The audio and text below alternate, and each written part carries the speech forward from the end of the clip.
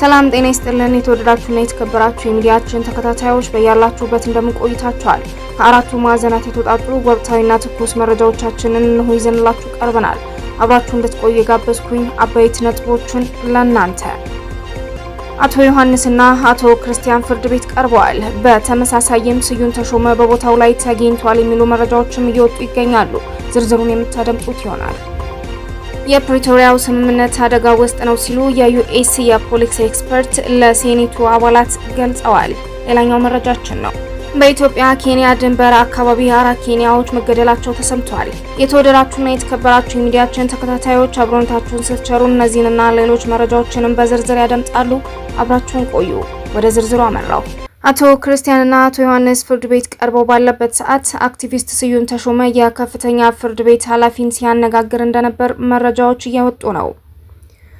ክሳችን በፍርድ ቤት እየታየ ባለበት ሁኔታ ስዩም ተሾመ የተባለ ግለሰብ በፍትህ ሂደቱ ላይ ተጽዕኖ እየፈጠረ ነው፣ ስማችንንም አጥፍቷል በሚል አቶ ዮሐንስ ቧያለውና አቶ ክርስቲያን ታደለ ለፌዴራል ከፍተኛ ፍርድ ቤት አቤቱታ ማቅረባቸውን በተደጋጋሚ ስንዘግብ ይታወሳል።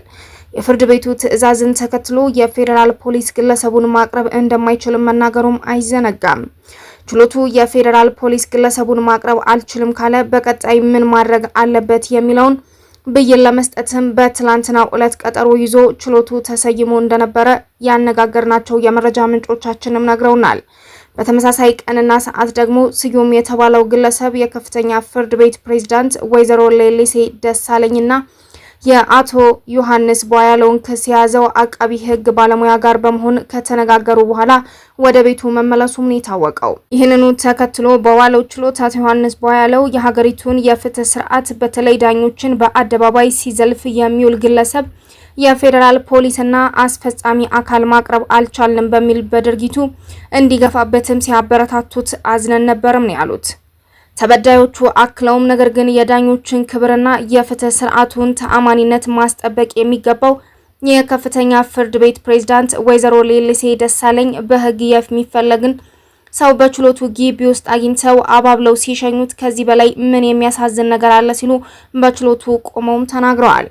አቶ ዮሐንስ አክለውም ይሄ ችሎት ስዩምን እንዴት ማቅረብ እንዳለበት ሲያስብ ሲጨነቅ አለቃችሁ ደግሞ ደጅ ላይ ከግለሰቡ ጋር ሻይ ቡና እያሉ ነበር። እናንተም ከዚህ በላይ ብትሄዱ እንደኛ ታስራችሁ ቤተሰባችሁ ሊበተን ስለሚችል ብዙ አናስቸግራችሁም ተውትም ሲሉም ነው ያካሉት። አቶ ክርስቲያን ታደለ በበኩላቸው ትላንት ወደ ችሎቱ ስገባ ስዩምን አይቸው ነበር። ምናልባት የቀረበበት ክስ ቀርቦ ሊከላከል መስሎኝ ነበረ። በኋላ ግን በችሎቱ እንዳልተገኘና ለመጨረሻ ጊዜ የፌዴራል ፖሊስ ጥረት አድርጎ እንዲያቀርበው ትዕዛዝ ሲጽፍ ግለሰቡ ከዚህ የከፍተኛ ፍርድ ቤት ፕሬዝዳንትና ክሳችንን ከያዘው አቃቢ ሕግ ጋር ተነጋግረው በግቢው መዝናኛ ሻይ ቡና ተገባብዘው መሄዳቸውንም ሰማን።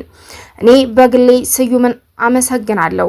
የራሴ የሚለውን የመንግስት ስርዓትና የፍትህ ተቋማትን ልፍስፍስነት ራቁታቸውን አስቀርቷቸዋል ሲልም ነው ለችሎቱ የተናገረው። የሁለቱ ተከሳሾች አቤቱታ በጸጥታ እየተከታተልነው ችሎት በጉዳይ ላይ አስተያየት ሳይሰጥ የፌዴራል ፖሊስ ለመጨረሻ ጊዜ ጥረት አድርጎ ስዩም ተሾመን እንዲያቀርብም ሲል አመላክተዋል። የፕሪቶሪያው ስምምነት አደጋ ውስጥ መሆኑን የዩኤስ የፖሊስ ኤክስፐርት ለሴኔቱ አባላት ተናገሩ።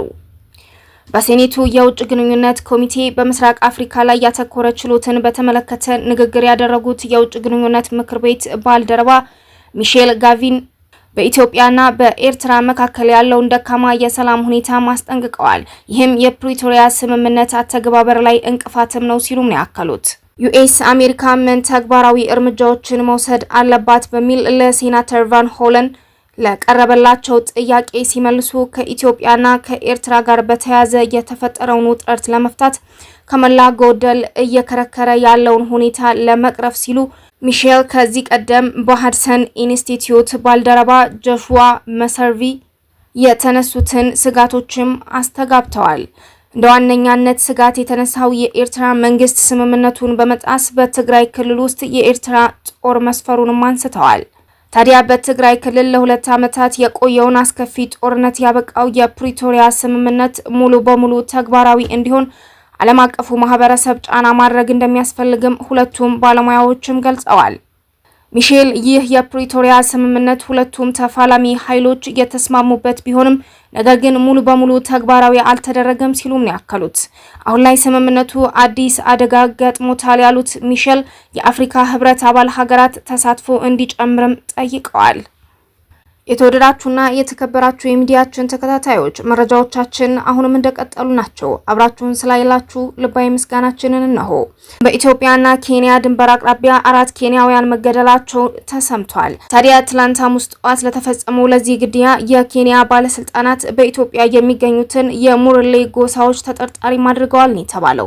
አካባቢው አስተዳዳሪ ሙስጠፋ ኬቦ ግድያው መፈጸሙን ካረጋገጡ በኋላ የሞቱት በቱርካና ሐይቅ አሳ አስጋሪዎች መሆናቸውንም ነው ያስረዱት። አሳ አስጋሪዎቹ ስራቸውን ካከናወኑ በኋላ በተኑበት ይህ ጥቃት ተፈጽሞብኛል የሚል ግምት እንዳላቸው አስታውቀዋል።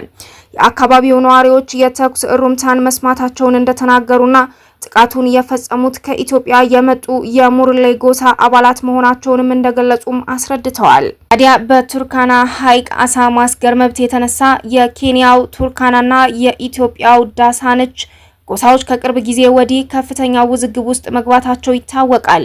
ዳግሚም እርስ በርስ መገዳደላቸውን ቀጥለውበታል። በዚህም ከጥቂት ወራት በፊት በዚሁ ውዝግብ የተነሳ ከ20 በላይ ኬንያውያን መገደላቸው መዘገቡም አይዘነጋም። የኬንያው ፕሬዝዳንት ዊሊያም ሩቶ ይህንን አካባቢ በሚቀጥለው ወር ለመጎብኘትና ያለውን ውዝግብ በቅርበት ለመከታተል ማቀዳቸውንም ዘገባዎች አስታውቀዋል። የተወደዳችሁና የተከበራችሁ የሚዲያችን ተከታታዮች ለሰዓቱ ተሰሙት የወደድነው የዘገባ ጥንቅራችን እስካሁን የተከታተላችሁትን ይመስል ነበር።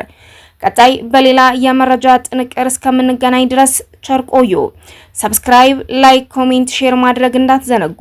አዳዲስ ወቅታዊ፣ ሀገራዊ፣ ፖለቲካዊ እንዲሁም ማህበራዊ መረጃዎችን ያገኛሉና ቤቱን ተቀላቀሉ፣ ለወዳጆም ያጋሩ። ሰላም በያለንበት ለሁላችን፣ ሰላም ለሀገራችን ኢትዮጵያ። ቸር ቆዩ።